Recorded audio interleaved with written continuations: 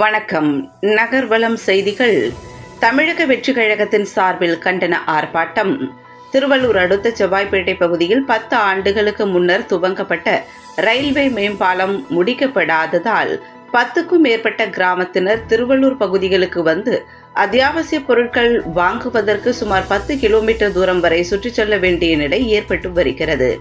மேலும் செவ்வாய்ப்பேட்டை ரயில் நிலையத்திற்கு அருகே அமைக்கப்பட்ட சுரங்க பாதையை பயன்படுத்தி 10க்கும் மேற்பட்ட கிராமத்தினர் ரயில்வே இருப்பு பாதையை கடந்து வரும் நிலையில் மழைக்காலங்களில் சுரங்க பாதையில் தண்ணீர் தேங்கி ரயில்வே சுரங்க பாதையை பயன்படுத்த முடியாத சூழல் நிலவி வருவதால் 10 ஆண்டுகளாக கிடப்பில் போடப்பட்டுள்ள ரயில்வே மேம்பாலத்தை விரைந்து முடிக்க வேண்டும் என்ற கோரிக்கையை முன்வைத்து தமிழக வெற்றிக் கழகம் திருவள்ளூர் தெற்கு மாவட்டம் சார்பில் கண்டன ஆர்ப்பாட்டம் நடைபெற்றது.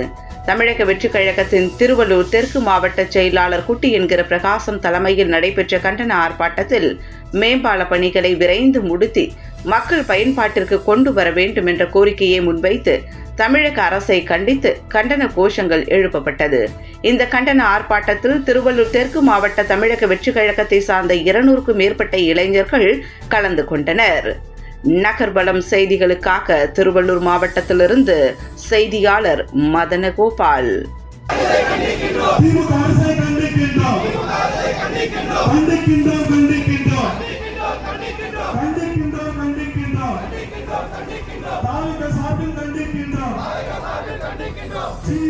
வெட்கக்கேடு